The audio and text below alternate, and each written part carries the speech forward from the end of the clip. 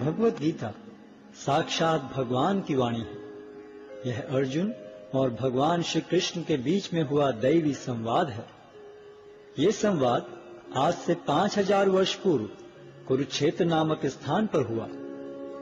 भगवत गीता में जीवन के सभी महत्वपूर्ण प्रश्नों का उत्तर है, जैसे हम कौन हैं, भगवान कौन है, हमें कष्ट क्यों होते हैं, क्या पुनर्जन्म होता है, क्या अन्य ग्रहों पर जीवन है, हम कैसे इस जन्म और अगले जन्म में सुखी रह सकते हैं, हम कैसे भगवत धाम को जा सकते हैं। कोई पूछ सकता है कि कुरुक्षेत्र में हुए महान युद्ध जिसके दौरान भगवत गीता कही गई, उसका कारण क्या था। 5000 वर्ष पहले विचित्रवीर्य नामक एक महान राजा का देहांत हो गया। क्योंकि उसका बड़ा पुत्र धृतराष्ट्र जन्म से अंधा होने के कारण राज्यभार संभालने में असमर्थ था, अतः उसके छोटे भाई पांडु ने राज्य सिंहासन संभाला।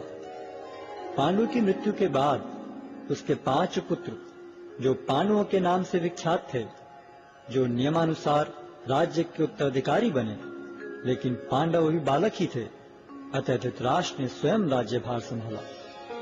धृतराष्ट्र के 100 पुत्र थे, जो कौरवों के नाम से जाने जाते थे। जब पांडव बड़े होकर राज्य संभालने लायक हुए, तो वे संपूर्ण राज्य नहीं लेना चाहते थे, हालांकि वो उनका नियम संगत अधिकार था। वे राज्य को अपने चचेरे भाइयों के साथ बांटना चाहते थे, और इस प्रकार राज्य को पांडवों और कौरवों के बीच बांट दिया गया।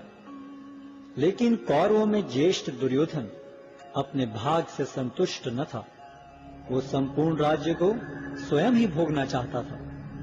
उसने पांडवों को मारने के लिए कई षड्यंत्र रचे, लेकिन वो असफल रहा। फिर उसने नियम के विरुद्ध संपूर्ण राज्य को हड़प लिया और पांडवों को राज्य से निष्कासित कर दिया। पांडवों ने फिर 5 गांव की मांग की। दुर्योधन ने उत्तर दिया, 5 गांव तो दूर, वो सुई की नोक के बराबर भी जमीन नहीं दे सकता।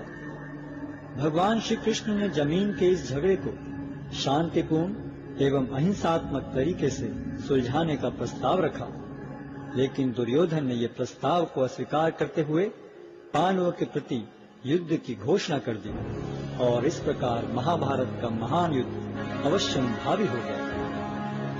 युद्ध की तैयारी में अर्जुन और दुर्योधन दोनों ही भगवान श्री कृष्ण के पास सहायता मांगने गए। भगवान श्री कृष्ण उनकी मदद मांगने को आए किसी भी व्यक्ति को नहीं ठुकराते थे, चाहे वह सज्जन हो या दुर्जन। भगवान श्री कृष्ण ने अपनी संपूर्ण सेना को एक ओर तथा स्वयं को मार्गदर्शक के रूप में दूसरी ओर देने का प्रस्ताव रखा। दुर्योधन ने भगवान श्री कृष्ण की सेना को चुना, जबकि अर्जुन भगवान को मार्गदर्शक के रूप में प्राप्त करने को उत्सुक था। इस प्रकार भगवान श्री कृष्ण अर्जुन के मार्गदर्शक तथा सारथी बने। युद्ध स्थल में अर्जुन एक दुविधा में पड़ गया कि वह अपने अधिकारों के लिए लड़े, जिसके लिए आवश्यक था अपने ही स्वजनों का वध, या युद्ध भूमि से पलायन कर दुष्ट दुर्योधन को राज्य पर शासन करने दे। अर्जुन अपने को इस दुविधा से बाहर निकालने में असमर्थ पाकर भगवान श्री कृष्ण की शरण लेता है। शरणागत आए अपने मित्र एवं भक्त अर्जुन को भगवान श्री कृष्ण भगवत गीता के दिव्य उपदेश द्वारा इस दुविधा से उबारते हैं, और श्रीमद् भगवत गीता के माध्यम से अर्जुन के ही समान अपनी शरण में आए सभी भक्तों का गीता महात्म्य के अनुसार भगवत गीता दिव्य साहित्य है, जिसको ध्यान पूर्वक पढ़ना चाहिए। गीता शास्त्रमिदं पुण्यम यह पठेत प्रयतः पुमान्। यदि कोई भगवत गीता के उपदेशों का पालन करे तो वह जीवन के दुखों तथा चिंताओं से मुक्त हो सकता है।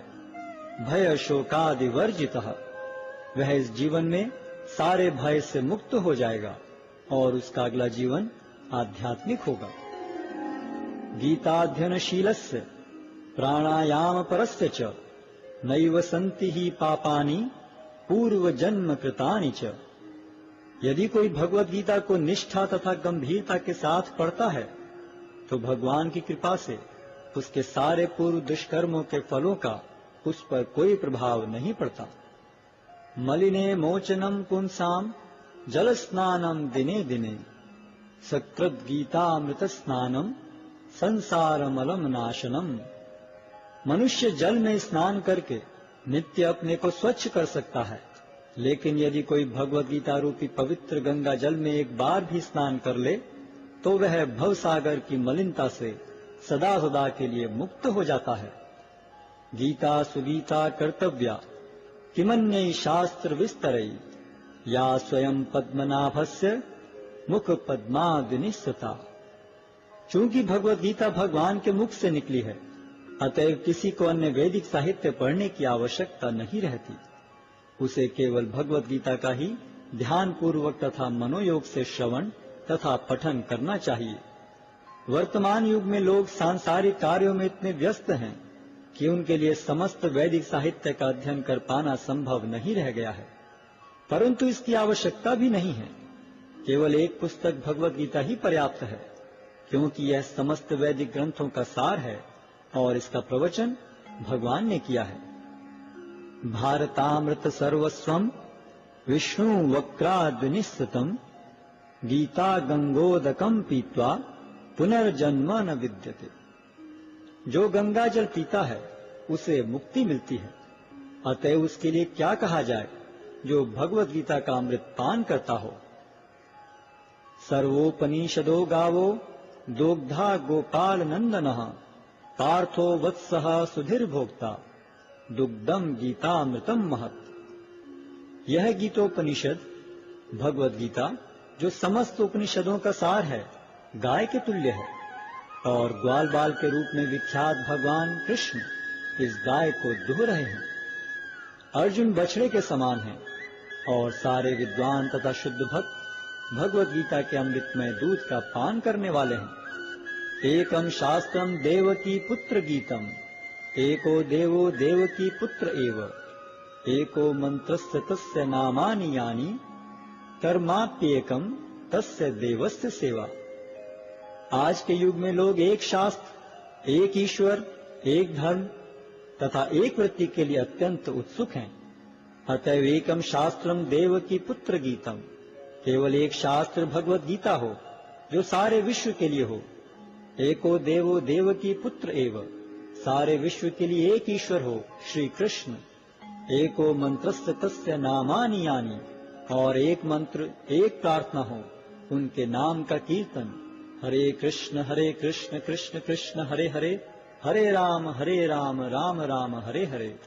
कर्माप्येकम तस्य देवस्य सेवा, और केवल एक ही कार्य हो, भगवान की सेवा।